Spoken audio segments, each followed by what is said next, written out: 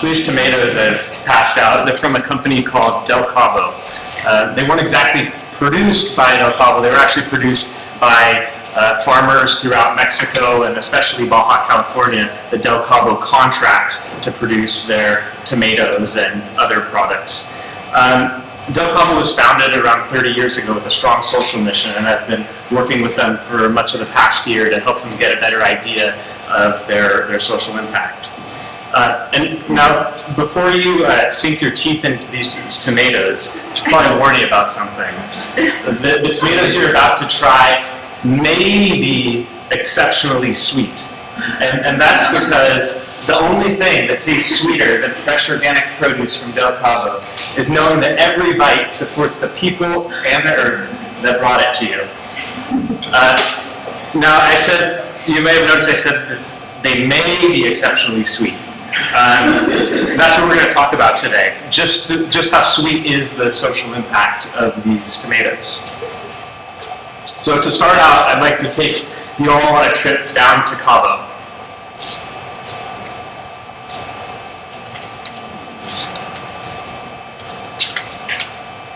There we go. No, sorry, not there. That's where you want to go, but no. Yeah, okay, that's more like it. So this is the San Jose Del Cabo Cooperative, and it was the first group of farmers to produce for Del Cabo. The cooperative was more or less founded by the founder of Del Cabo, Larry Jacobs. And to my knowledge, they're also the first group of farmers to export organic produce from Mexico, and this was in the mid to late 1980s. Today, there's around 300 growers in the cooperative, and annual sales are around $6 million. The average farmer there produces on around 1 to 2 football fields of land, and annual profits are somewhere in the range of $7,000 to $10,000 a year.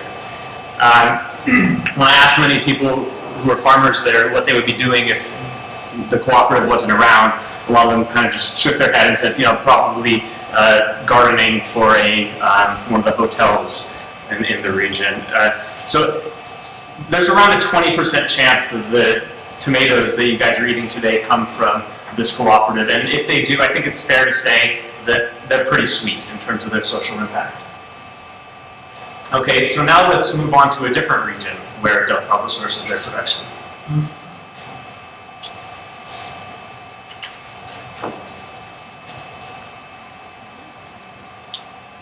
So this is the town of Bonfil, population 393. Bonfil began producing for Del Cabo about 4 years ago. This is Jorge over there on the far left. He was a former agronomist with Del Cabo, and after a period of time working with them, Del Cabo gave him the opportunity to go back to his hometown and start producing on some land that was owned by his dad, and to sell that production to Del Cabo. If you didn't notice on the fly-in, this town is kind of in the middle of nowhere, and there's not a whole lot of employment opportunities around. About half of the households in the town have at least one household member who works for Jorge at least for part of the year. A lot of the people who actually work for Jorge have actually returned to the town. They were previously working in other regions of Baja California, but now that this economic opportunity is there, they've returned to the town and are able to work there now. When I asked people who were working for Jorge how they ranked their work there in terms of both enjoyment and compensation compared to other agricultural jobs in the region, it was about, like, if this was the worst job and this was the best job, it was somewhere around here. It wasn't universally the best job that people have had, but it was far better than the average. And so if the tomatoes you're eating today come from here, I would also say that they're pretty sweet. Okay, so now let's move further north. This time we're going to go just a couple hours from the US-Mexico border to a very different production zone. But actually this production zone, the farms here exemplify around 50% of Del Cabo's production. The average farm size here is around 20 football fields, and most of the laborers, actually around 80%, come from other regions of Mexico. The farmers, the people on these farms are among the poorest and most vulnerable people in Del Cabo's supply chain, and they're actually among the most poorest and vulnerable people of all of Mexico. 50% of the people I surveyed there said that they hadn't been able to save even a dime over the past year. I spoke with one woman who came there to earn money for her sick mother in Oaxaca, and now she was just trying to earn enough so she could get back home.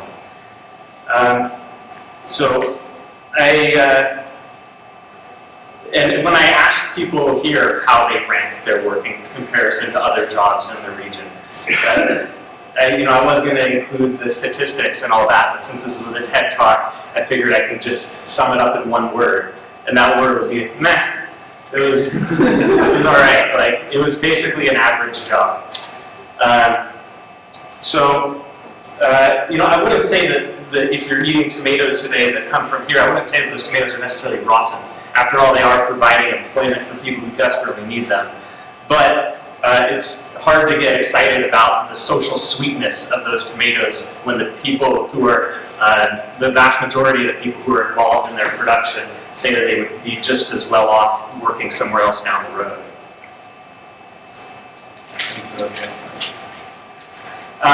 So is there nothing that can be done for these workers on these farms in northern Mexico? And I would say the answer to that is no, there are things that can be done. And the most obvious option would be for Del Cabo to implement some labor standards on the farms that they contract with. And that would be something that would be difficult for Del Cabo. They would certainly encounter a lot of resistance from the growers that they work with, but Del Cabo does have substantial leverage over these growers. So it could be feasible. But nevertheless, I'm not going to hold my breath for that. And the good news is that there is low-hanging fruit that the company could do at a pretty low cost and actually produce a lot of benefits for these workers. And that opportunity comes from something that I noticed in my surveys there, which was that about half of the workers have absolutely no health insurance. And that's a strange thing because health insurance in Mexico is freely available to these workers, actually. And so why don't they have health insurance? Well, a big reason for that is that, as I said earlier, a lot of these farmers are coming from other regions of Mexico, and when they move from one state to another, if they were enrolled in health insurance in that state, their enrollment drops and they no longer have health insurance. They need to re-enroll in their new place of residence. And so Del Cabo has an opportunity to help connect these farmers with health insurance and other important social programs that they're eligible for, but just not enrolled in. And okay, so to sum things up, are the tomatoes that I passed around earlier exceptionally sweet from a social standpoint? I think it's kind of a mixed bag, or a mixed box, maybe. And are there opportunities to make these tomatoes sweeter? I'd say that the answer to that is most definitely. That's it. Thank you.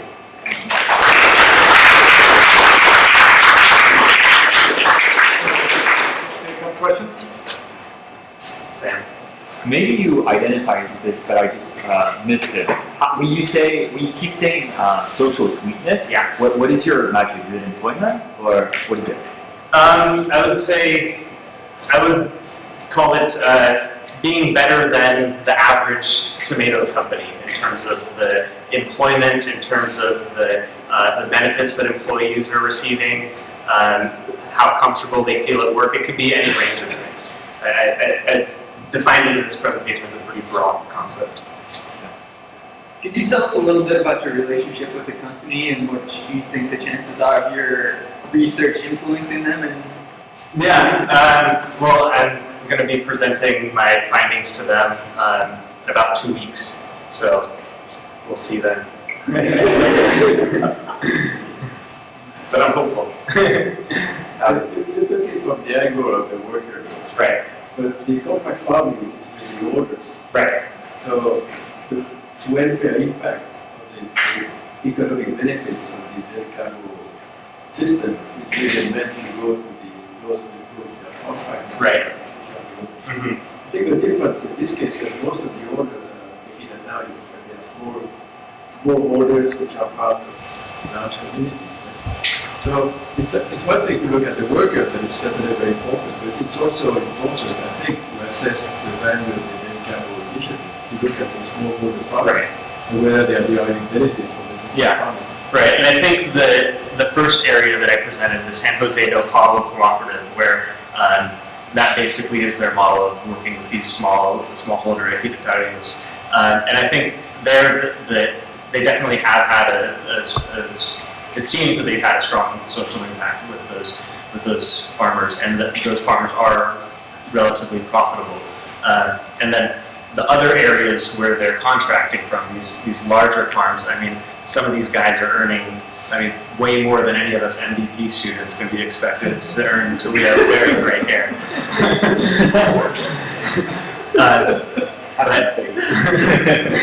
But so maybe you need to distinguish. Right, yes, there is kind of two very different areas of social impact to talk about, yeah.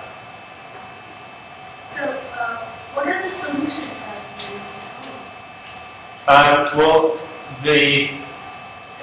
the low-hanging fruit, I guess, this option for connecting these farmers with, or these employees with government social programs that they're eligible for. The way I kind of envision that would be having either a social worker or potentially even somebody from the government ministry that handles this social program to come directly to the farm and help the workers as much.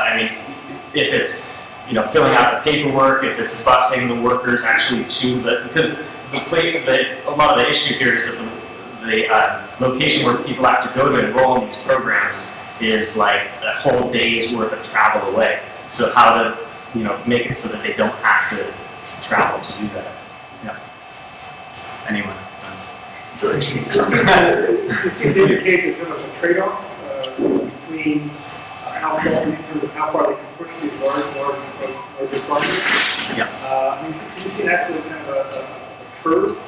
And the more they push them, so it's not an absolute sweetness, absolute goodness. Right. It's really it's a bit of it's a bit of a curve. So it's an optimization challenge, how far they can push, how many farmers to get how good.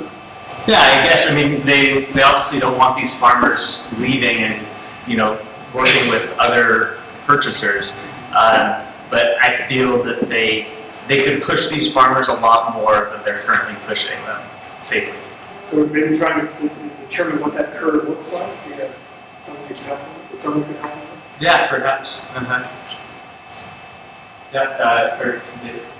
To have different monopoly power in different places.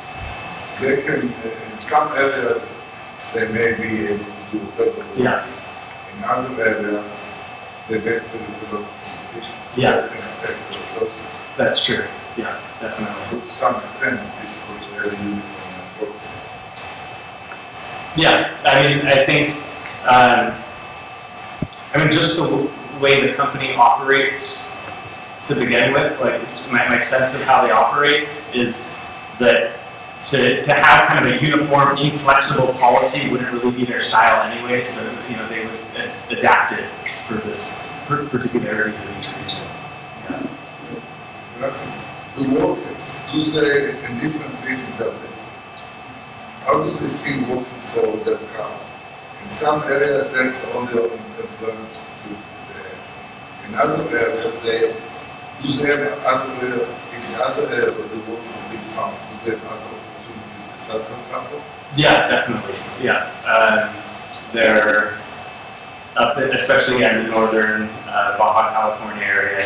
There's quite a bit of agriculture up there, and so there are other places to work, and many people do go and work for Del Cabo for a couple months and then decide they don't like it and then moves to a different farm. I'd say about, of the people I surveyed, I think around 40% of them were working on that farm for less than a year.